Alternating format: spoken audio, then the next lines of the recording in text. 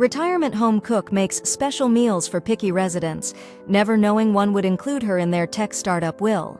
That's what they would say about Elaine Morales years later, when her story was told in business magazines and inspirational documentaries. But on this particular Tuesday in November, she was just a woman with aching feet, wondering if the arthritis in her hands would allow her to finish the day's desserts. The industrial kitchen of Sunset Gardens Senior Living smelled of cinnamon and anxiety. Elaine kneaded the dough with practiced movements, each press and fold a silent prayer. At 58, her life had become a series of small accommodations, reading glasses perched lower on her nose, compression socks hidden beneath practical shoes, and the growing realization that her own retirement would remain forever out of reach. The irony wasn't lost on her, preparing meals in a place she could never afford to live in. "Ms. Morales?" The kitchen assistant, Darren, appeared at her elbow. "Mr. Harrington sent back his breakfast." Again. Elaine closed her eyes briefly, smudging flour across her forehead as she pushed back a strand of gray-streaked hair. "What was wrong with it this time?" "Said the eggs were too firm, and he wants the toast buttered all the way to the edges," his exact words. The weight of exhaustion pressed down on her shoulders. 15 years at Sunset Gardens had taught her that dignity sometimes arrived disguised as demands. Behind every complaint about undercooked vegetables or overly salted soup lived a person who had lost control of almost everything else. "Tell him I'll make him something special," she said, already reaching for a fresh bowl. Darren hesitated. "Kitchen manager says we can't keep making exceptions. Says the budget." "I'll use my break time," Elaine interrupted, her voice soft but firm. "And my own groceries if I have to." What the kitchen manager didn't understand, what no one who hadn't spent decades cooking for the elderly could understand, was that food was rarely just about nutrition at Sunset Gardens. It was memory and comfort. It was one of the few remaining pleasures. It was home. Mr. Harrington's replacement breakfast would be her 15th special meal this week. 15 exceptions that weren't in her job description. 15 moments of care that her hourly wage didn't cover. But Elaine made them anyway, each plate a small rebellion against the institutional efficiency that threatened to reduce her residents to room numbers and dietary restrictions. The eggs sizzled in the pan as she whispered to them, just soft enough to remind him of Sunday mornings. She buttered the toast with methodical strokes, ensuring not a millimeter of bread remained dry. Small acts of devotion disguised as breakfast. When Darren returned, she handed him the plate with unnecessary instructions. "Make sure it's still warm when he gets it. And tell him." She paused, almost embarrassed by her own sentimentality. "Tell him Elaine says good morning." Alone again in the kitchen, she returned to her dough, ignoring the shooting pain in her wrists. The retirement home's budget cuts had reduced her staff to just herself, Darren, and a part-time dishwasher. The workload meant longer hours and more physical strain, but Elaine refused to compromise on what she served. Not when meals were sometimes the only bright spot in her residence days. Her small apartment waited across town, a place she returned to only to sleep before rising at 4 a.m. to begin again. The refrigerator there held nothing but leftovers from the retirement home kitchen, the ones too good to throw away but not quite meeting the standards of Sunset Gardens. Her own life had become an afterthought, the leftover portions of time and energy. "You're making yourself old before your time," her daughter Lucia had told her during their monthly phone call. "You need to think about your own retirement, about saving something for yourself." But what could she save? The paychecks barely covered rent, utilities, and the medications her insurance deemed partially necessary. Some months, she chose between her blood pressure pills and new shoes. The shoes usually lost. The kitchen timer's shrill ring pulled her from her thoughts. Elaine slid the first batch of cinnamon rolls into the oven, their sweet scent promising a moment of pleasure amid the clinical efficiency of the retirement home. She had added extra cinnamon and a touch of cardamom, an unauthorized flourish that would go unnoticed by management but might spark a memory for Mrs. Alvarez in room 217, who once mentioned her mother's Spanish heritage. These small rebellions kept Elaine going. The extra herbs. The handwritten notes she sometimes slipped onto trays. The way she memorized preferences never recorded in official files. Mr. Peterson's dislike of green peppers, Mrs. Williams's fondness for crusts cut from sandwiches, Mr. Harrington's insistence that eggs should never be fully set. Mr. Harrington, perhaps the most demanding resident at Sunset Gardens, a former tech executive who had arrived 6 months ago with a reputation that preceded him. The staff had whispered warnings: impossible to please, rude to servers, known to send meals back 3 times in a single sitting. But Elaine had recognized something else in his complaints, a desperate attempt to maintain standards in a world that had begun dismantling his agency piece by piece. At 78, Lawrence Harrington's hands shook too much to type on the devices he had once helped pioneer, and his mind sometimes betrayed him with momentary lapses. But his palate remained impeccable, and his stubbornness had survived intact. Elaine didn't mind his demands. At least he still cared enough to make them. The lunch rush approached with its usual chaos. Dietary restrictions, texture modifications, and the delicate balance of pleasing both residents and budget-conscious administrators. Elaine moved through it with practiced efficiency, her body on autopilot while her mind raced ahead to the next task. He said thank you.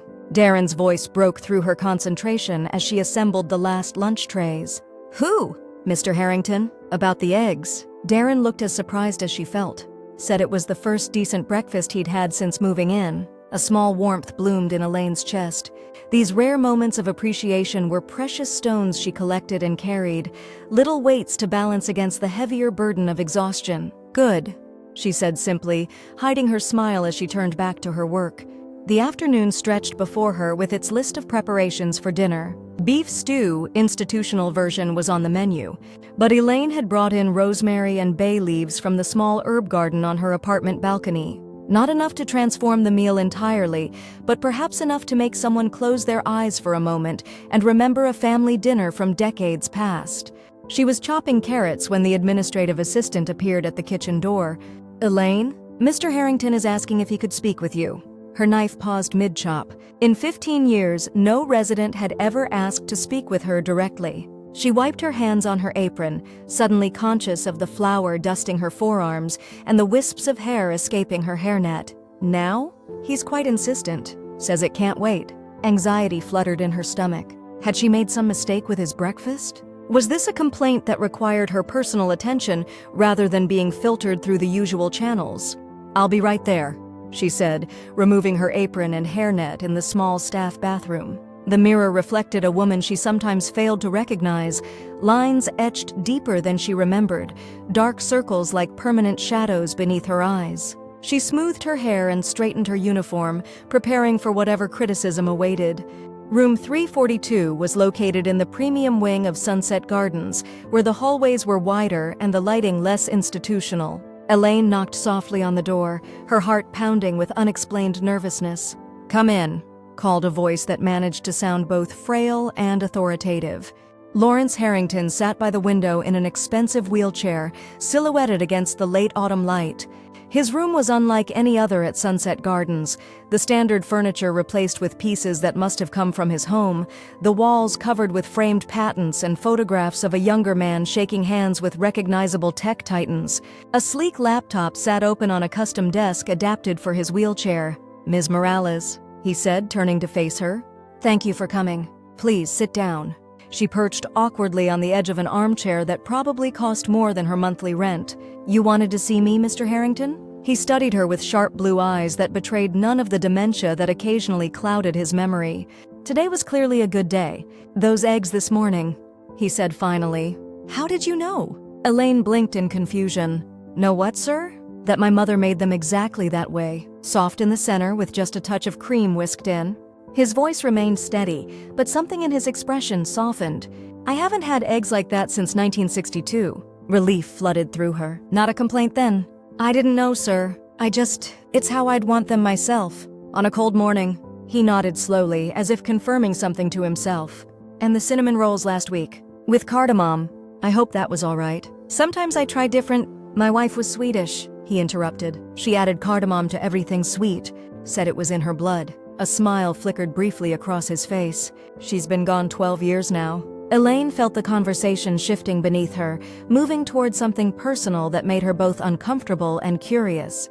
I'm sorry for your loss. I've been watching you, Ms. Morales. The abrupt change of subject startled her. Not in a creepy way, he added with unexpected humor. But I notice things. It's how I built my company, paying attention when others didn't. She remained silent, unsure how to respond.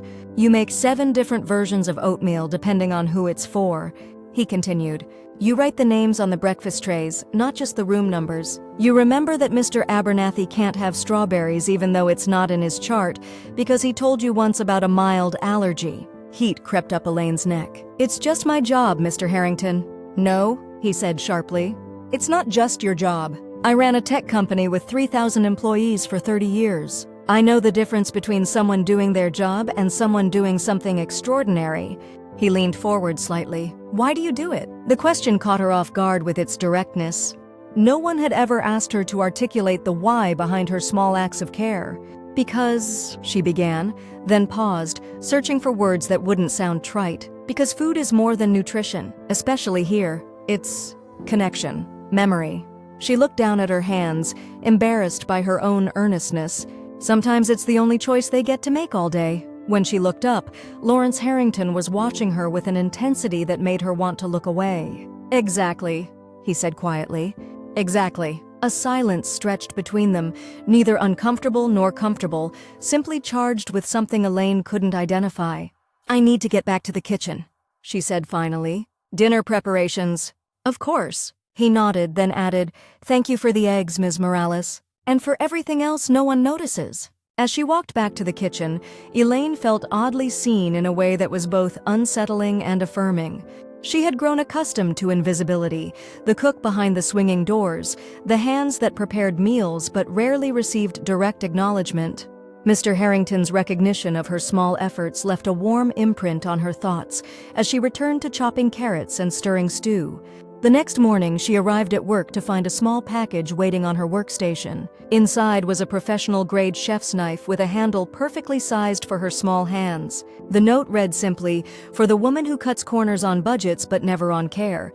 L.H. Elaine stood frozen, the knife balanced in her palm. The gesture was inappropriate. Residents weren't supposed to give staff expensive gifts, but the weight of the knife in her hand felt right, like a tool she had been missing without knowing it. She should return it. She should report it to management. She slid the knife into her personal tool roll and began preparing breakfast, a smile tugging at the corners of her mouth. That knife marked the beginning of a strange friendship. Mr. Harrington never again summoned her formally to his room, respecting the boundaries between resident and staff. Instead, he began taking his meals in the common dining room, something he had previously refused to do, positioning himself where he could occasionally catch her eye or exchange a few words when she emerged from the kitchen. Their conversations were brief, limited by her duties and the watchful eyes of management, but over the weeks they developed a shorthand. He would offer a single word of praise, exemplary, when a dish particularly pleased him. She would respond with tiny culinary experiments targeted specifically to his taste, a hint of truffle oil in the scrambled eggs, fresh thyme in the dinner rolls, dark chocolate shavings on his coffee foam. December arrived with its flurry of holiday preparations. The retirement home's budget for Christmas celebrations had been cut again, the festive menu reduced to its most basic elements. Elaine found herself bringing in ingredients from home: good vanilla, fresh nutmeg, her grandmother's recipe for eggnog that used heavy cream instead of the powdered substitute the facility provided. You'll bankrupt yourself for these people, Darren warned as he watched her unpack cinnamon sticks she'd purchased with her own money. They don't even know it's you doing it. They know in the ways that matter, she replied, thinking of Mr. Harrington's knowing glance when he'd tasted her proper eggnog at the Christmas party, raising his glass slightly in her direction while the administrator droned on about community spirit despite economic challenges. What Elaine didn't tell Darren was that her landlord had raised the rent again, that her car needed repairs she couldn't afford, that she had started taking on weekend catering jobs despite the toll on her already exhausted body. The small luxuries she brought into Sunset Gardens were, in some ways, her own indulgence, proof that she could still create beauty even as her personal circumstances grew more precarious. 2 days before Christmas, she arrived at work to find the kitchen in disarray. The delivery truck had brought the wrong order, leaving them without key ingredients for the holiday menu. The kitchen manager was on the phone, his voice rising in frustration as he argued with the supplier. No Christmas pudding, no proper gravy base, and they're telling me nothing can be fixed until after the holiday, he announced after slamming down the phone. we'll have to improvise. Improvisation meant cutting corners, serving substandard alternatives on the day when many residents would be visited by family, the day when meals mattered most as social occasions. Elaine felt a familiar determination rising in her chest. "I have some things at home," she said. "Spices, extracts. I could bring them in." The manager gave her a look that mingled gratitude with concern. "Elaine, you can't keep—" "It's Christmas," she said simply. That evening, she stayed late, preparing what she could in advance. Her hands moved mechanically through familiar tasks, while her mind calculated what else she would need to purchase on her way home. The special dietary needs seemed to multiply during holidays. Residents who normally ate anything suddenly requested childhood favorites or traditional dishes that connected them to memories of better times. She was so absorbed in her work that she didn't notice Mr. Harrington until he cleared his throat from the doorway. "Ms. Morales, working late again?" Elaine looked up, startled. Residents weren't allowed in the kitchen, a rule about health codes and liability that was strictly enforced. "Mr. Harrington, you shouldn't be in here." "Technically, I'm in the doorway," he corrected, the hint of a smile playing at the corners of his mouth. "I heard about the delivery mishap. The nurses are quite concerned there will be no proper Christmas pudding. Apparently, it's critical to Mrs. Peterson's emotional well-being." Elaine sighed, wiping her hands on her apron. "We'll figure something out." "We always do." "I have no doubt." He seemed to hesitate, uncharacteristically uncertain. "I was wondering if you might consider a proposal." She raised an eyebrow, waiting. "I have a car and driver at my disposal," he said, "and access to stores that might still have what you need. If you were to make a list?" The offer was tempting, but Elaine shook her head. "That's very kind, but I couldn't—" "Consider it enlightened self-interest," he interrupted. "I've grown accustomed to your cooking. The thought of suffering through whatever compromised alternative the management conjures up is distressing." She laughed despite herself. "Is that so?" "Entirely." His expression grew more serious. "Please, Elaine, allow me to help in the one way I still can. My wallet and my driver are the only parts of me that still function reliably." Something in his tone, the rare vulnerability beneath the commanding exterior, made her reconsider. She thought of Mrs. Peterson, who had mentioned just yesterday how her late husband had proposed over Christmas pudding in 1954. Of Mr. Garcia, whose face had lit up when she promised to make churros con chocolate for Christmas morning, a tradition from his childhood in Madrid. "All right," she said finally. "I'll make a list." The next morning, Elaine arrived to find every item on her list neatly arranged on the kitchen counter, along with several additional ingredients she hadn't dared to request. Vanilla beans from Madagascar, Spanish saffron, Belgian chocolate of a quality she normally only read about in cooking magazines. A note in now familiar handwriting read, "Merry Christmas. Create without constraint. L.H." For the first time in years, tears pricked at Elaine's eyes as she ran her fingers over the bounty before her. The kitchen manager raised his eyebrows but said nothing, understanding the unspoken gift they had been given, the chance to serve a proper Christmas meal despite the budget constraints and delivery failures. What followed was Elaine's finest work. Freed from the usual limitations, she created dishes that transformed the institutional dining room into something approaching a celebration. Residents who normally picked at their food cleaned their plates. Family members requested recipes. Mrs. Peterson wept silently over her Christmas pudding, touching her wedding ring as she ate. From his place at the corner table, Mr. Harrington watched it all with quiet satisfaction, his eyes following Elaine during her brief appearances from the kitchen. When their gazes met across the room, something passed between them, a shared secret, a moment of conspiracy in service of joy. Late that night, as Elaine was finally preparing to leave, exhausted but fulfilled, she found him waiting in the corridor outside the kitchen. "You've outdone yourself," he said simply. "I had help," she replied. "No." He shook his head. "You had ingredients. What you did with them was entirely your own magic." In the quiet hallway, with the retirement home settled into Christmas evening stillness, Elaine felt the weight of the day's emotions, the gratitude, the memories served alongside each plate, the rare feeling of having given something perfect. "Thank you," she said, meaning it for more than just the ingredients. "I have a confession," Mr. Harrington said, his voice lowered. "I didn't do it entirely for the other residents. Selfish of me, I know, but—" He paused, seeming to gather himself. "Food is my last remaining pleasure. Most days your meals are the only thing I look forward to." The raw honesty in his voice caught her off guard. This was Lawrence Harrington without his careful armor of demand and authority, just a man facing the diminishments of age, finding solace in her cooking. "Then I'm glad to provide it," she said softly. "My daughter is coming tomorrow," he continued, changing the subject abruptly. "She's bringing my granddaughter. I've requested a private dining room. I was hoping, that is, would you consider preparing something special? At my expense, of course." Elaine should have been too tired to consider taking on more work. Her feet ached, her back protested, and her apartment waited with its blessed solitude. But she found herself nodding. "What would you like?" "That's just it," he said, a flash of his old frustration breaking through. "I don't know. My daughter and we're not close. My work always came first when she was growing up. Now she manages my affairs, visits out of obligation. We have nothing to talk about except my health and her concerns about my finances." He looked down at his hands, liver spotted and trembling slightly. "I thought perhaps a good meal might help. Create some common ground." In that moment, Elaine saw beyond the demanding resident to the father struggling to connect with his child before it was too late. She recognized the hope that food might bridge what words could not, a hope she understood intimately from her own strained relationship with Lucia. "I'll make something special," she promised. That night, despite her exhaustion, Elaine sat at her small kitchen table planning the meal.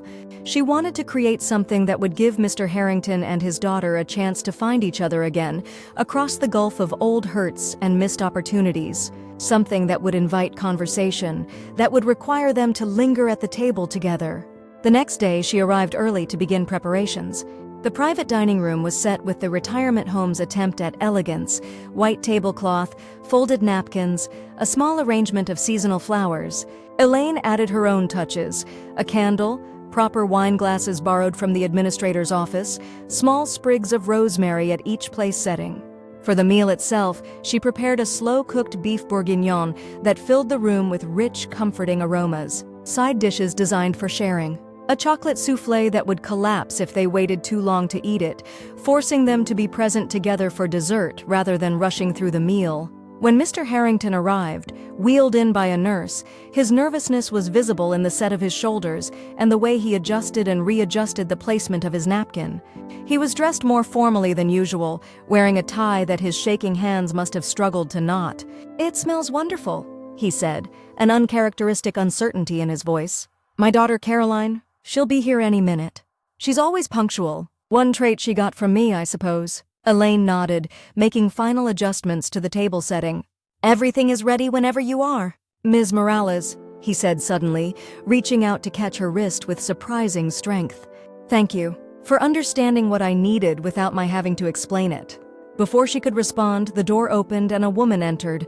Tall, poised, with her father's piercing blue eyes and an expression of carefully controlled politeness. Behind her came a teenage girl with purple-streaked hair and an air of reluctant participation. "Dad," the woman said, leaning down to kiss his cheek briefly. "You're looking well, Caroline." "Emma." Mr. Harrington's face transformed with a smile that contained both joy and anxiety. "Thank you for coming. I've arranged a special lunch. This is Ms. Morales, the chef who prepared it." Elaine nodded politely, feeling suddenly intrusive in this family moment. "I'll leave you to enjoy your meal. Everything is served, but just ring if you need anything else." As she turned to go, she caught the teenage girl, Emma, giving her grandfather a look that mingled curiosity with something like sympathy. There was kindness in that look, beneath the adolescent detachment, and it gave Elaine hope that the meal might accomplish what Mr. Harrington wished. Throughout the afternoon, Elaine found reasons to pass by the private dining room, each time catching fragments of the conversation within. At first, the voices were stiff and formal, discussions of Mr. Harrington's health, Caroline's work, Emma's school. But as the meal progressed, something shifted. She heard laughter, Mr. Harrington's dignified chuckle, Caroline's more reserved amusement, and Emma's teenage giggle. When she finally entered to clear the plates and serve the soufflé, she found a transformed atmosphere. Caroline had moved her chair closer to her father's wheelchair. Emma was showing him something on her phone, their heads bent together over the screen. The tension that had marked Mr. Harrington's expression earlier had melted away, replaced by a contentment Elaine had never seen in him before. "The soufflé needs to be eaten immediately," she explained, setting it in the center of the table with a flourish. "It won't wait for conversation. Just like Dad never waited for anything." Caroline said, but the old accusation had softened into something closer to affectionate teasing. Always rushing ahead to the next big thing. Not anymore, Mr. Harrington replied, his eyes crinkling. These days I have nothing but time. Too much of it, in fact. Maybe you should use some of that time to tell Emma about your work, Caroline suggested, surprising Elaine with the opening she offered. She's quite the coder herself, you know. Really? Interest sparked in Mr. Harrington's face as he turned to his granddaughter. What languages are you learning? As Elaine quietly left the room, Emma was launching into an explanation of her latest project, her initial reticence forgotten in the face of her grandfather's genuine interest. The soufflé would bring them together for dessert, but it was this connection, this unexpected common ground, that would truly bridge the distance between them. Later, as Elaine was finishing her shift, Caroline approached her in the hallway outside the kitchen. Ms. Morales, I wanted to thank you for the meal. It was... She paused, seeming to search for adequate words. It was transformative. I haven't seen my father so engaged in years. So present. Elaine smiled, pleased but slightly embarrassed by the gratitude. I'm glad you enjoyed it. It was more than enjoyment. Caroline's professional composure slipped, revealing the daughter beneath. I've been so busy managing his care and his assets that I forgot to actually talk to him, to see him as something other than a responsibility. She shook her head slightly. Somehow you knew exactly what we needed. Food has a way of bringing people together, Elaine said simply. Emma asked if we could come back next week. She wants to show him the app she's developing. Caroline's voice held wonder at this unexpected connection. I said yes before I even thought about my schedule. That's not like me. I think that's wonderful. My father mentioned that you're the one who makes all his special meals, that you remember how he likes everything. Caroline studied her with new interest. He's not an easy man to please. Never has been. He knows what he wants, Elaine acknowledged. There's something honorable in that. Caroline laughed softly. That's a generous way to put it. She hesitated, then added more seriously, he also said you're the only person here who sees past his diagnosis to the man he still is. Thank you for that. It means more than you know. As January settled over Sunset Gardens with its post-holiday quietness, a new rhythm established itself. Caroline and Emma visited every Sunday, their initial awkwardness giving way to a growing ease. Mr. Harrington began to join other residents for activities he had previously scorned: film nights, discussion groups, even the occasional game of chess with Mr. Abernathy. Elaine watched these changes with quiet satisfaction, pleased to see him finding connection beyond his meals. Their own friendship continued its careful dance around professional boundaries, brief conversations in the dining room, small notes left with his meal requests, the occasional direct compliment that he delivered with gruff sincerity. You've started a revolution, Darren commented one afternoon, nodding toward the dining room where Mr. Harrington sat deep in conversation with Emma, a laptop open between them. Old tech guy's actually talking to people now instead of just sending back food. He just needed the right opening, Elaine replied, sliding a tray of cookies into the oven. Whatever you did, it's made him easier to deal with. Management's noticed too. Indeed, the administration had begun to take note of the changes in not just Mr. Harrington, but several other residents who had previously been considered difficult. The dining room atmosphere had shifted subtly, becoming more social, with residents lingering over meals and engaging with each other rather than eating in isolated silence. In February, the retirement home's director called Elaine into her office, a rare occurrence that immediately triggered anxiety. Had someone complained about her unauthorized ingredients, her special accommodations, the extra time she spent on certain residents' meals? Ms. Morales, the director began, her expression unreadable. I've been reviewing our resident satisfaction surveys, particularly those related to dining services. Elaine nodded, keeping her face neutral while her stomach tightened with worry. Our scores have improved dramatically over the past 3 months. In fact, they're the highest they've been in the facility's history. The director's serious expression gave way to a small smile. Several residents specifically mentioned your name in their comments. Relief washed over Elaine, followed quickly by embarrassment at the recognition. I just try to make good food, she said simply. You do more than that, and we both know it. The director leaned forward slightly. The board has approved a small budget increase for the dining program based on these results. Not much, but enough to perhaps make some of your unofficial improvements more official. It was a small victory, but one that brought tears to Elaine's eyes. After years of working against tightening constraints, this acknowledgement, this tiny expansion of possibility, felt momentous. "Thank you," she said, her voice steady despite the emotion behind it. "I'll make good use of it, I've no doubt."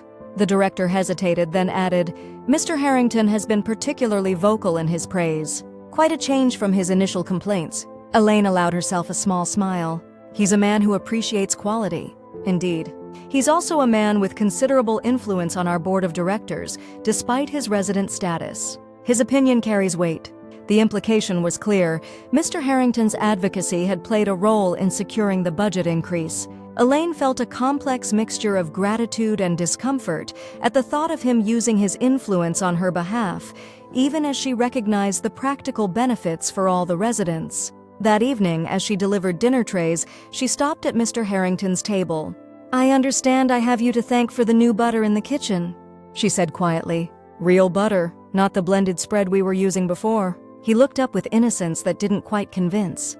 "I merely suggested that quality ingredients make economic sense in the long term. Resident satisfaction leads to higher occupancy rates, which benefits the bottom line. Very strategic," she replied, unable to keep the amusement from her voice. "I built a technology empire, Ms. Morales. I know how to make a business case for what matters." His eyes held hers with unexpected intensity. "And I know value when I see it." The moment stretched between them, laden with something Elaine couldn't quite name. Then Emma appeared at the dining room entrance, waving excitedly, and the moment broke. "My granddaughter has a new algorithm to show me," Mr. Harrington explained, his face lighting up with genuine enthusiasm. "Apparently it predicts user preferences with remarkable accuracy." "Don't let me keep you," Elaine said warmly, watching as he maneuvered his wheelchair toward the waiting teenager. As winter gave way to spring, changes continued to unfold at Sunset Gardens. The small budget increase allowed for fresher produce, better quality staples, and occasionally, specialty ingredients that transformed ordinary meals into small celebrations. Elaine found herself with an additional kitchen assistant 2 days a week, not enough to solve the chronic understaffing, but enough to occasionally leave work on time instead of hours after her shift ended. Mr. Harrington's health followed a less positive trajectory. Good days became less frequent, bad days more common. His hands shook more noticeably, and twice he failed to recognize Darren when the young man delivered his breakfast. Yet on Sundays, when Caroline and Emma visited, he seemed to rally, his mind sharpening and his energy returning for those precious hours with his family. Elaine began to pay special attention to his meals on difficult days, creating dishes that required no cutting, that could be managed with a spoon when fork coordination failed him, that delivered maximum flavor and nutrition in forms he could still enjoy when his appetite waned. She never acknowledged these accommodations directly, preserving his dignity through careful presentation that disguised the adaptations.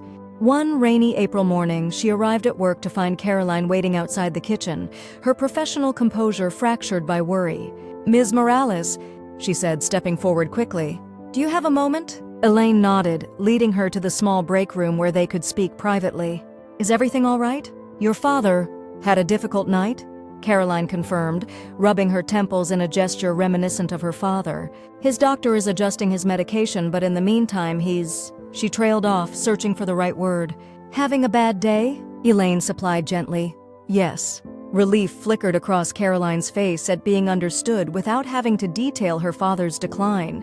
"He's refusing to eat anything the regular staff brings him. Says it tastes wrong. The nurse called me at 5 this morning because he was becoming agitated." Elaine's mind was already calculating what she could prepare quickly, what might tempt a man whose senses and appetite were compromised by medication and declining health. "I'll make him something special." "That's just it," Caroline said, reaching into her handbag. "He doesn't want something special. He wants this." She handed Elaine a folded piece of paper, a recipe written in faded ink on yellowed notepaper. "It's my grandmother's oatmeal. Apparently she made it for him whenever he was ill as a child. He's convinced it's the only thing that will help." Elaine studied the simple recipe with its specific instructions. Oats soaked overnight, cooked slowly with cinnamon and grated apple, finished with a touch of cream and brown sugar. Nothing fancy, nothing difficult, but prepared with the precise timing and attention that transformed basic ingredients into comfort. "I can make this," she said, already mentally adjusting her morning schedule to accommodate the additional task. Thank you. The gratitude in Caroline's voice was rawer than her usual controlled tone. He's been asking for it since 3 this morning. Remembers it perfectly, even though he couldn't tell the nurse what day it is. Memory was like that sometimes, erratic, preserving certain moments with perfect clarity while allowing others to slip away. Elaine had seen it countless times in her years at Sunset Gardens, residents who couldn't remember their children's names but could recite in detail the menu from their wedding reception 50 years earlier. Food memories are powerful, she said. They connect to emotions, to feeling safe and cared for. Caroline nodded, then hesitated before adding, he also keeps talking about his will, about making changes. The nurses think it's just confusion, but you're worried. Elaine finished for her. I'm not concerned about the money, Caroline said quickly. God knows I don't need it, but I'm afraid he might be making decisions while he's not fully himself, and that later, when he's clearer, he'll regret them. Elaine wasn't sure how to respond. This territory went far beyond her role as the retirement home's cook. Have you spoken with his doctor? Or perhaps the facility's social worker? Yes, both. Caroline sighed. They say his cognitive function still tests high enough for legal capacity on his good days, and he's always been so private about financial matters, so protective of his autonomy. Pushing too hard would only damage the relationship we've been rebuilding. I understand, Elaine said, though in truth, the concerns of the wealthy about their estates existed in a world far removed from her own financial realities. Let me make this oatmeal for him. Perhaps with some proper nutrition and comfort, his thinking will become clearer. Half an hour later, Elaine carried a tray to Mr. Harrington's room, having prepared his grandmother's oatmeal exactly as the recipe specified. She knocked softly and entered to find him sitting in his wheelchair by the window, looking smaller somehow, his usual commanding presence diminished by whatever struggles the night had brought. Good morning, Mr. Harrington, she said warmly. I have something special for you today. He turned, confusion clouding his features momentarily before recognition dawned. Ms. Morales. Elaine, your daughter shared your grandmother's oatmeal recipe with me. She placed the tray on the adjustable table and wheeled it in front of him. I followed it to the letter. Mr. Harrington stared at the bowl, something shifting in his expression, the confusion receding, replaced by a softness she had rarely seen. Mother made this whenever I had a fever, he said, his voice suddenly clearer. Said it could cure anything from chickenpox to a broken heart. An impressive claim, Elaine replied, keeping her tone light. Though I can only vouch for its deliciousness, not its medicinal properties. He picked up the spoon with a slightly trembling hand and took a careful bite. His eyes closed briefly, and when they opened again, they were clearer, more present. Perfect, he said. Exactly as I remember it. Elaine watched as he continued to eat, each spoonful seeming to ground him more firmly in the present moment. The transformation was subtle but unmistakable, his posture straightening slightly, his movements becoming more assured. Caroline is worried about you, she said gently after he had eaten half the bowl. Caroline worries too much, gets that from her mother. But there was affection rather than dismissal in his tone. She thinks I'm losing my mind because I want to update my will. Elaine remained silent, uncertain of her place in this conversation. I'm not confused, you know, he continued, fixing her with a gaze that held all of his old sharpness. Not about the important things. My memory plays tricks sometimes, yes, but my judgment remains sound. I never suggested otherwise, Elaine said carefully. No, you haven't. That's one of the things I appreciate about you, Elaine. You see the person, not the diagnosis. Not the wheelchair or the tremor or the occasional mental fog. He set down his spoon, having eaten most of the oatmeal. Do you know why I've been thinking about my will? She shook her head, increasingly uncomfortable with the personal turn of the conversation, yet unwilling to dismiss his confidence. Because I've been watching you for months now, learning from you. His voice took on a passionate intensity that reminded her of the successful executive he had once been. You've shown me what real value looks like. Not in technology or market share or profit margins, but in human connection. In small acts of care that transform lives. Elaine felt heat rising to her cheeks at the unexpected praise. Mr. Harrington, I just cook. You do far more than cook, he interrupted. You create moments of dignity in an environment that systematically strips it away. You remember preferences that no one else bothers to record. You adapt without drawing attention to decline. He leaned forward slightly. Do you know how rare that is? How valuable? She had no response to this raw assessment of work she had done for so long without articulating its purpose to herself in such clear terms. I built a technology company based on algorithmic prediction of human preferences, he continued. Spent 30 years refining systems to anticipate what people want before they even know they want it. And here you are, doing it more effectively with a whisk and a memory for details. It's different, she protested. What you built changed the world. I just make meals for a small community. Is it so different? He shook his head slowly. My technology may have reached millions, but your work touches individuals more deeply, changes daily experience in profound ways. His expression grew more serious.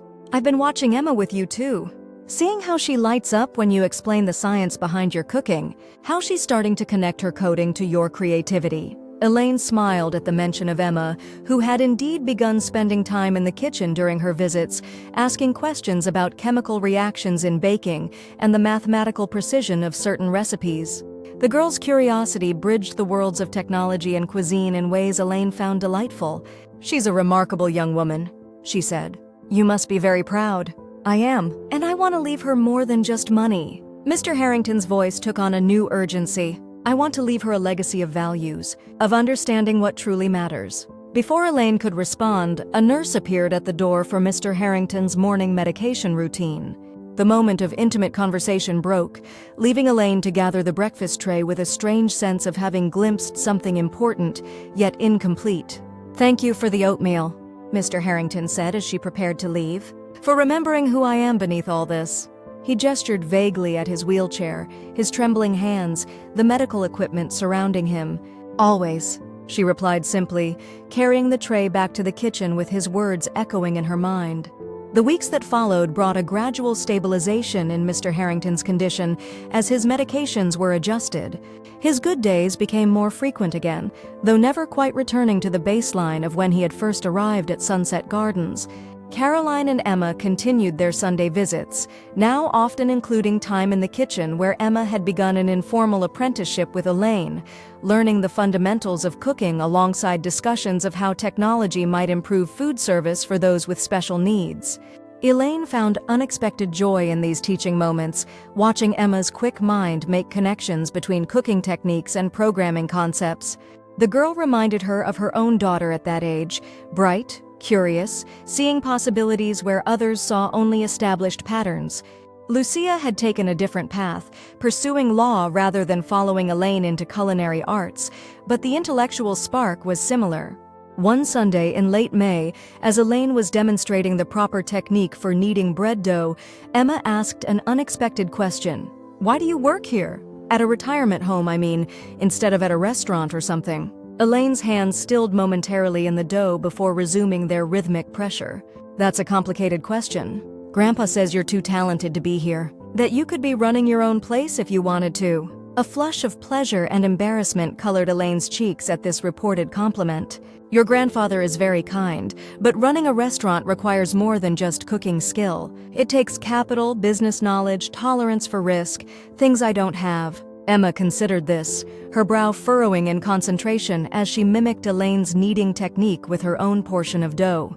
But if you had those things, would you want your own place? The question struck at a dream Elaine had carefully packed away years ago, a small cafe serving simple, nourishing food, made with attention to detail and respect for ingredients. A place where she could cook without institutional constraints, where people of all ages might gather around good food prepared with care. Once, perhaps, she admitted, but dreams change as we get older, adjust to reality. That's sad, Emma said with the direct honesty of adolescence. Adjusting dreams downward instead of finding ways to make them happen. Elaine laughed softly at the girl's perspective. It's not sad, just practical. I've found meaning in this work, even with its limitations. Still, Emma persisted, if you could design your perfect food place, what would it be like? Perhaps it was the simple act of working with her hands, or Emma's genuine interest, or the rare opportunity to articulate long-buried hopes. But Elaine found herself describing in detail the cafe she had once imagined, its warm lighting and community tables, its rotating menu based on seasonal availability, its commitment to serving people of varying income levels through a pay-what-you-can model one day each week. It would need to be near a retirement community, she concluded, somewhat surprised by her own enthusiasm. "So I could still serve older people who might not get out much. Maybe offer delivery to those who can't travel at all." Emma's eyes had taken on a calculating look that reminded Elaine strongly of Mr. Harrington. "That sounds amazing, and totally doable with the right setup. Perhaps in another life?" Elaine said, bringing the conversation back to practical ground as she shaped her dough into a loaf. "Now let's get these into the pans to rise." Later that afternoon, as she was cleaning up the kitchen, Mr. Harrington appeared in his now familiar position at the doorway. "I understand you've been sharing your cafe vision with my granddaughter," he said without preamble. Elaine looked up, surprised. She asked why I work here. The conversation evolved. "Emma says your concept is brilliant but undercapitalized." His eyes twinkled with amusement. "She's been researching small business models all afternoon instead of showing me her latest code. Quite a shift in focus." "I'm sorry about that," Elaine said, embarrassed that her casual conversation had distracted Emma from her time with her grandfather. "Don't be. It's good for her to think about how technology intersects with practical human needs." He wheeled himself slightly further into the kitchen, lowering his voice. "She's right, you know. Your concept is sound. With proper funding and some business support, it could work quite well." Elaine shook her head, returning to wiping down the counters. "It was just talk, Mr. Harrington. A what-if conversation." "What if is where every successful venture begins," he replied. "My entire career started with, what if we could predict user preferences more accurately? This is different. I'm 58 years old with no savings, no business experience, and responsibilities that don't allow for entrepreneurial risks." She kept her tone light, but the reality of her situation weighed heavily beneath the words. Mr. Harrington studied her with an expression she couldn't quite interpret. "Responsibilities to whom? Your residence here? Or something else?" The question probed too close to personal matters Elaine preferred not to discuss. Her financial support of Lucia during law school, the medical bills from her ex-husband's final illness that she had assumed despite their divorce, the small amount she still sent monthly to her elderly mother in assisted living, obligations that had accumulated over years of putting others' needs before her own financial security. "Life is complicated," she said finally. "Dreams have to account for reality. Reality can be changed," he countered, then seemed to recognize her discomfort with the direction of the conversation. "But I didn't come here to push unwanted advice on you. I wanted to invite you to join us for dinner next Sunday. Caroline is bringing her new partner to meet me, and Emma specifically requested that you be there. As a guest, not the cook," he added quickly. The invitation caught Elaine completely off guard. In 15 years at Sunset Gardens, she had never socialized with a resident's family outside of her professional role. "I don't think that would be appropriate," she said carefully. "Why not? You're Emma's culinary mentor, not just the retirement home cook. And Caroline considers you a friend. The way you helped during my difficult period this spring, that created a bond." Elaine hesitated, torn between genuine desire to accept and awareness of professional boundaries. What would the administration think? They needn't know the details. You're entitled to your time off. A hint of the old authoritative Lawrence Harrington emerged in his tone. "Besides, I've arranged for us to use the private dining room and have the meal catered from outside. No ethical complications regarding facility resources." His thoroughness in addressing potential objections suggested he had anticipated her concerns, a realization that both touched and slightly unnerved her. How well he had come to know her over these months, this man who had arrived as just another demanding resident. "All right," she said finally. "Thank you for the invitation. I'd be happy to join you." The smile that transformed his face made him look years younger. "Excellent. Emma will be thrilled. She has some idea she wants to discuss with you. Wouldn't tell me the details, very secretive about it." As he wheeled himself back toward the door, he paused, turning to add, "Wear something nice. Not that you don't always look professional, but this is a social occasion." The comment, delivered with awkward sincerity, left Elaine standing in the kitchen with a strange flutter in her chest, something between amusement and an emotion she didn't care to examine too closely. The following Sunday found Elaine standing outside the private dining room in a simple blue dress she had purchased years ago for Lucia's law school graduation. Her hair, usually constrained in a practical bun beneath a hairnet, fell in silver-streaked waves around her shoulders. She felt oddly vulnerable outside her chef's uniform, exposed in a way that made her consider turning around and inventing an excuse. Before she could retreat, the door opened and Emma appeared, her face lighting up. "Elaine! You came!" And you look so different. In a good way, I mean. Thank you, Elaine replied, smoothing her dress self-consciously. Is everyone here already? Grandpa and Mom are inside. Mom's partner got called into surgery. She's a cardiologist, so it's just us. Emma lowered her voice conspiratorially. I think Grandpa's secretly relieved. He was nervous about meeting her. Elaine smiled at this glimpse into the family dynamics she had observed only from a distance. Well, I'm looking forward to a meal I didn't have to cook. Inside, the private dining room had been transformed from its usual institutional setting. Fresh flowers adorned the table, proper linen napkins replaced the standard paper ones, and soft music played from hidden speakers. Mr. Harrington sat at the head of the table, wearing a suit jacket over his usual sweater, while Caroline arranged water glasses with the efficiency of someone accustomed to taking charge. Ms. Morales? Mr. Harrington said, his formal address at odds with the warmth in his voice.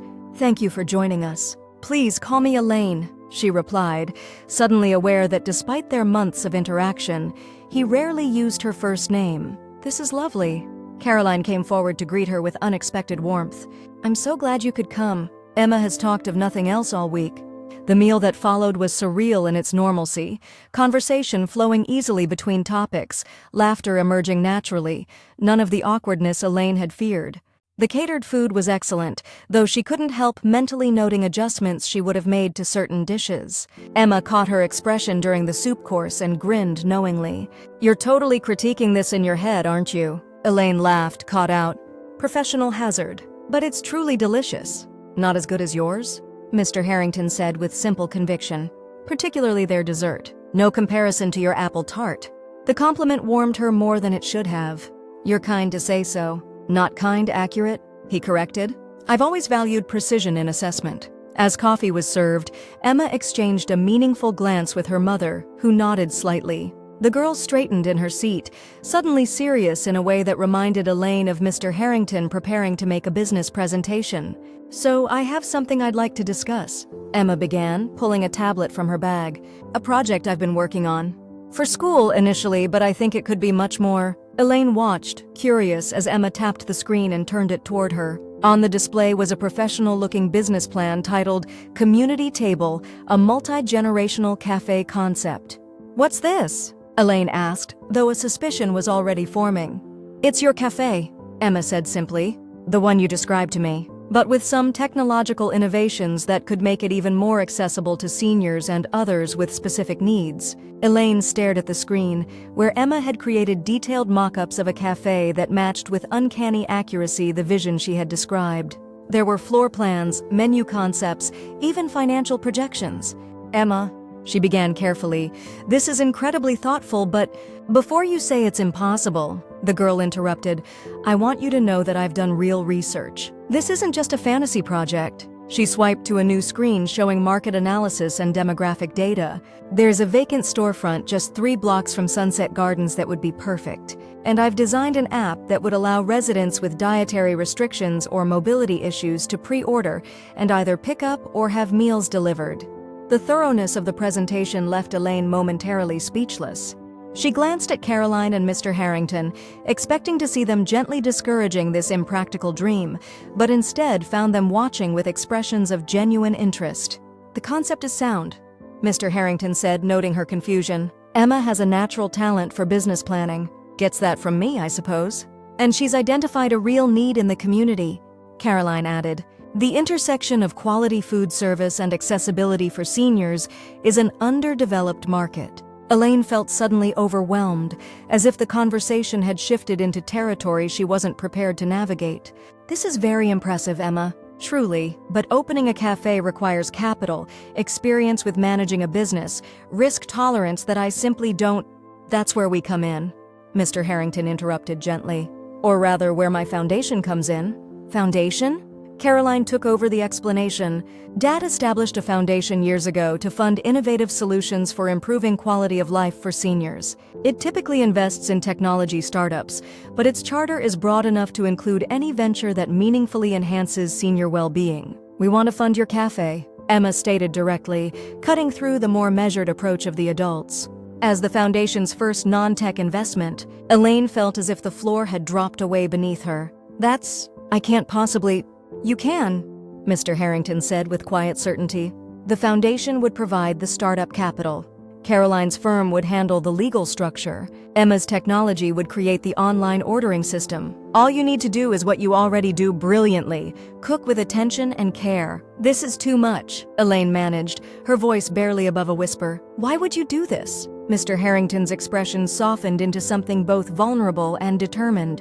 Because in all my years of business, I've rarely seen someone with your combination of skill and genuine compassion. Because what you create deserves a broader canvas. Because... He hesitated, then continued with careful precision.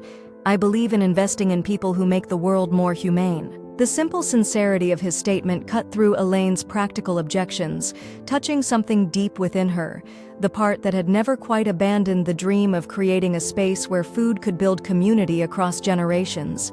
I don't know what to say, she admitted. Say you'll consider it, Caroline suggested gently. No commitment today. Just take the business plan, review it, think about whether this is something you might want to pursue. Emma pushed the tablet toward her. I've included contact information for the realtor handling the vacant space. Maybe just go look at it, see if you can picture yourself there. The hope in the girl's eyes made refusal impossible. All right, Elaine agreed. I'll consider it, and I'll look at the space. The relief and excitement that crossed Emma's face was echoed more subtly in Mr. Harrington's expression, a quiet satisfaction that suggested this outcome was precisely what he had hoped for. As the evening drew to a close, Caroline and Emma departed first, leaving Elaine alone briefly with Mr. Harrington as they waited for her taxi. You orchestrated this entire evening, didn't you? She asked, the pieces finally falling into place. He didn't deny it. I provided an opportunity. Emma did the rest. His eyes met hers directly. She reminds me of myself at that age, seeing possibilities others miss, believing in the power of good ideas properly executed. It's a beautiful dream, Elaine acknowledged. But dreams and reality don't always align. Sometimes they need help aligning, he countered. That's what capital is for, bridging the gap between vision and execution. Before she could respond, her taxi arrived. Mr. Harrington reached out suddenly, catching her hand in his. His grip was firmer than she expected, his skin warm against hers. Promise me you'll at least look at the space, he said, an unusual note of vulnerability in his voice. Before you decide it's impossible. The intensity in his eyes made her breath catch slightly. I promise. 3 days later, standing in the empty storefront 3 blocks from Sunset Gardens, Elaine felt the dangerous stirring of hope.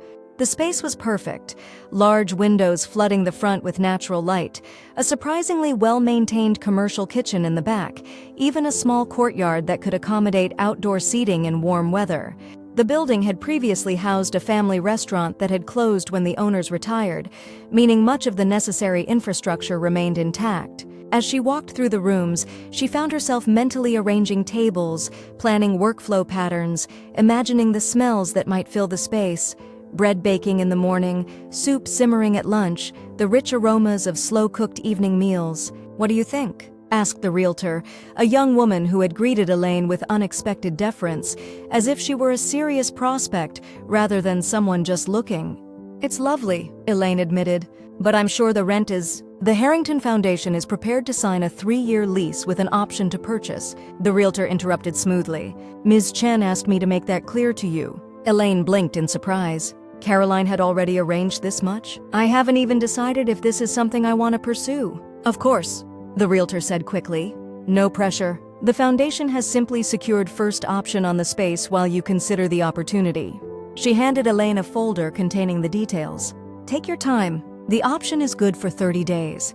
Walking back to Sunset Gardens for her afternoon shift, Elaine felt slightly dazed by the concrete reality taking shape around what had been, just days ago, nothing more than nostalgic musing about an abandoned dream.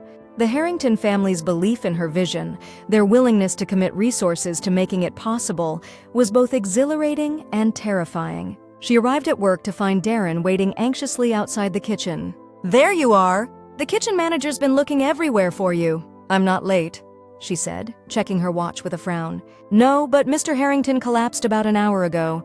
They took him to the hospital. He was asking for you. The folder in her hand suddenly felt inconsequential as fear tightened around her heart.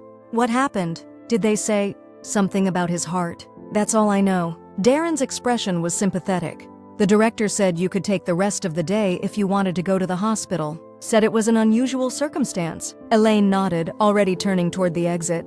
Tell them I'll be back tomorrow. And Darren? The beef stew for dinner. Make sure it simmers at least another hour before serving. The hospital waiting room was crowded with the usual mix of worried families, but Elaine spotted Caroline immediately, her tall figure pacing near the emergency department doors.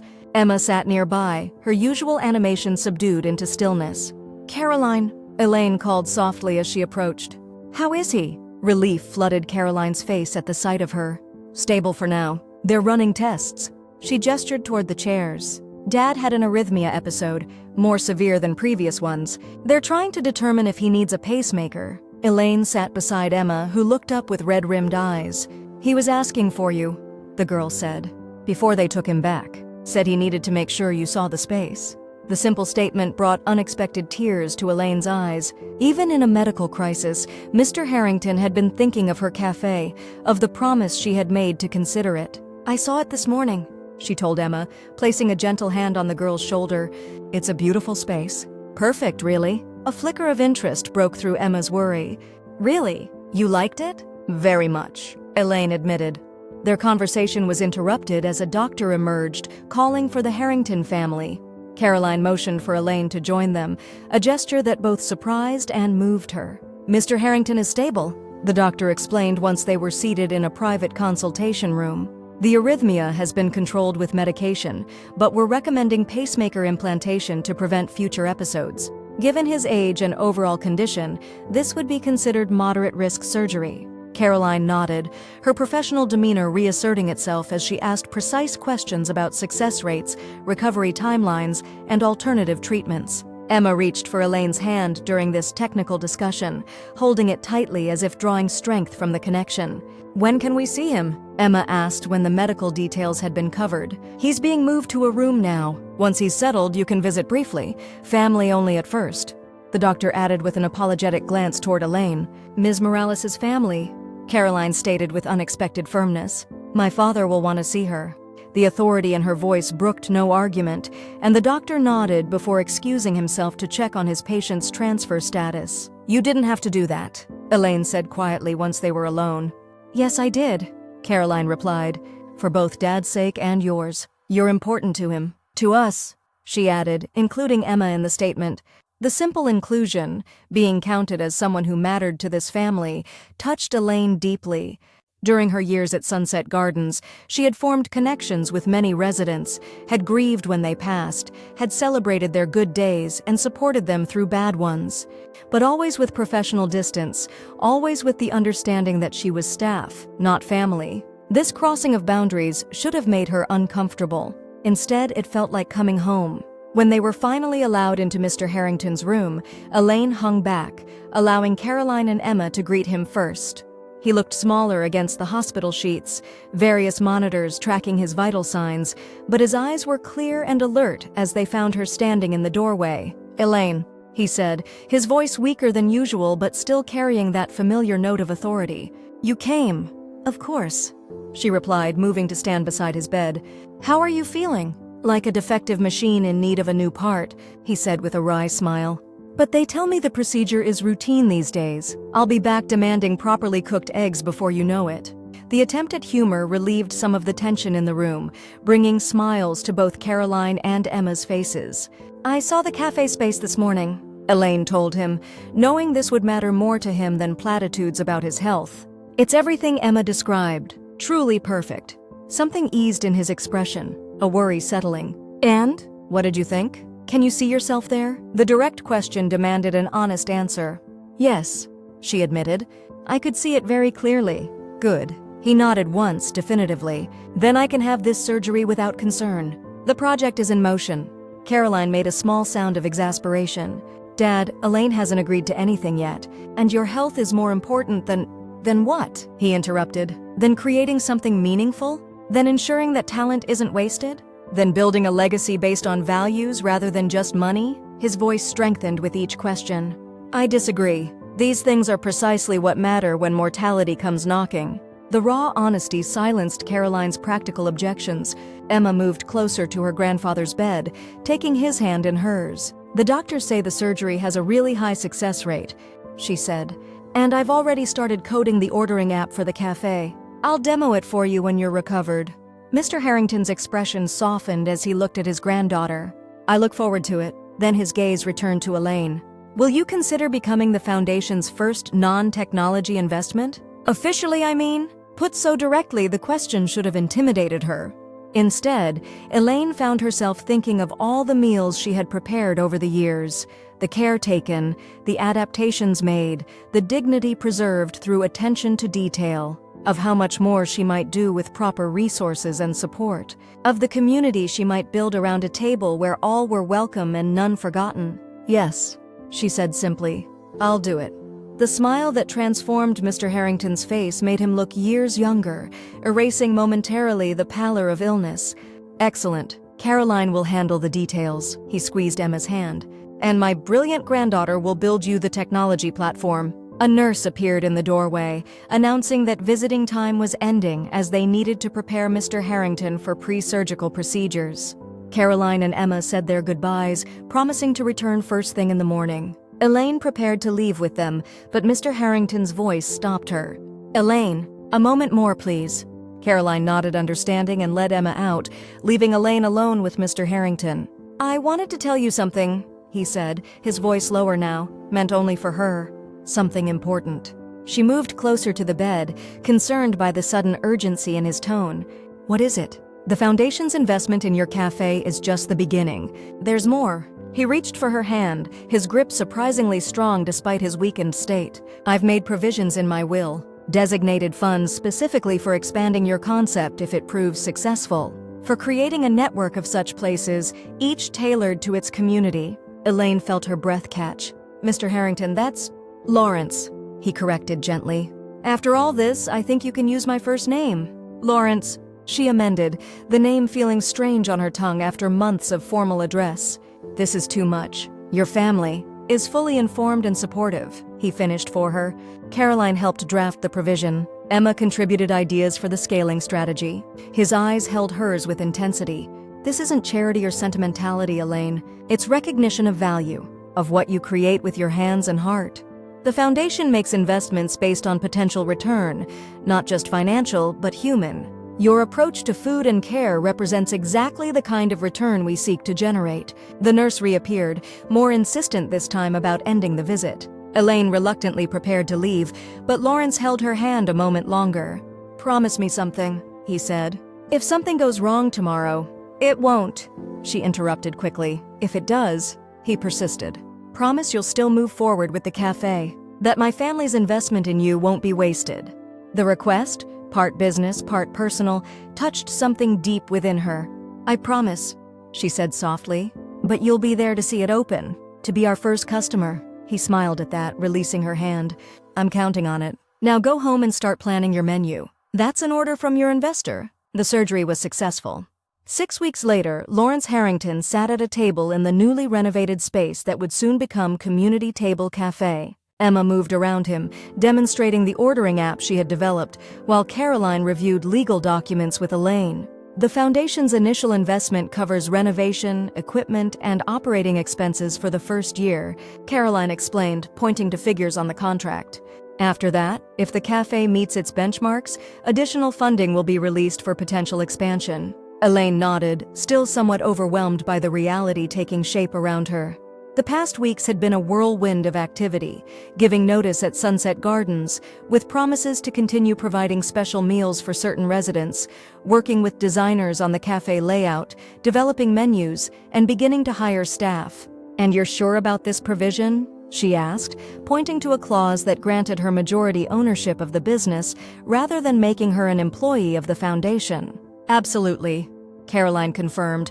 Dad was adamant about this structure. He believes ownership creates the right incentives for innovation and quality. Across the room, Lawrence was sampling one of Elaine's experimental dishes, a soup developed specifically for residents with swallowing difficulties, but made so flavorful that anyone would enjoy it. Exceptional, he pronounced, the familiar evaluation making Elaine smile. The texture is perfect. High praise from the pickiest resident at Sunset Gardens, she teased, comfortable now with the friendship that had evolved beyond their former roles. Former resident? He corrected with satisfaction. Though I'm looking forward to your promised delivery service. My new apartment is conveniently within your radius. Lawrence had moved out of Sunset Gardens 2 weeks after his surgery into an independent living apartment that better suited his improved health and desire for autonomy. The pacemaker had stabilized his heart rhythm, and with it, many of his cognitive fluctuations had diminished as well. Emma joined them at the table, tablet in hand. I've integrated a feature that lets customers flag dietary needs or texture preferences when they create an account, she explained enthusiastically. And there's an option for caregivers to set up managed accounts for seniors who might need help ordering. Brilliant, Elaine said warmly. That will make a real difference for many of our potential customers. As Caroline and Emma continued discussing technical details, Lawrence moved to stand beside Elaine at the window overlooking the small courtyard where outdoor tables would soon be placed. Having second thoughts? He asked quietly, noticing her pensive expression. Not exactly, she replied. More like amazement. That this is actually happening. Why shouldn't it happen? You have the talent, the vision. Now you have the resources to match. She turned to face him, studying the man who had transformed from demanding resident to mentor, investor, and friend. Why did you do all this? Really? Lawrence considered the question with characteristic thoughtfulness. Initially? Because I recognized something valuable being constrained by circumstance. Good business sense, nothing more. His expression softened slightly. But eventually, because I came to care about the person behind the talent. To want your success for reasons beyond return on investment. The simple honesty of his answer warmed her. Thank you. For seeing something in me I had stopped seeing in myself. I merely recognized what was already there, he replied. You did the real work, caring consistently, beautifully, when there was no apparent reward. Caroline approached with the final documents requiring signatures, interrupting the moment of connection. Everything's ready, she announced. Once these are signed, it's official. As Elaine signed her name to the papers that would formalize her new beginning, she thought of all the meals she had prepared over the years at Sunset Gardens, the special accommodations, the small acts of care disguised as culinary adjustments, the dignity preserved through attention to detail. Those meals had been investments too, in human connection, in moments of normalcy amid decline, in the simple pleasure of food prepared with respect and attention. Investments that had seemed small at the time but had compounded in unexpected ways, returning to her now as opportunity, as second chances, as the fulfillment of dreams she had set aside but never fully abandoned. Lawrence Harrington had included her in his will, yes, but the true inheritance was this moment, standing in a space that would soon become her cafe, surrounded by people who believed in her vision, preparing to create something that would nourish both body and spirit for a community that included all ages, all abilities, all backgrounds. Community Table Cafe? Emma read from the newly installed sign visible through the window. Where everyone has a place. Perfect, Lawrence said softly, his eyes meeting Elaine's with shared understanding. Exactly as it should be. Retirement home cook makes special meals for picky residents, never knowing one would include her in their tech startup will. But perhaps, Elaine thought as she looked around at what that inclusion had created, the most valuable inheritance wasn't the money or even the cafe itself, but the recognition, finally, after all these years, that the care she had always put into feeding others was not just work, but artistry. Not just service, but love. And that such love, offered consistently over time, could transform not only meals, but lives, including, unexpectedly, her own.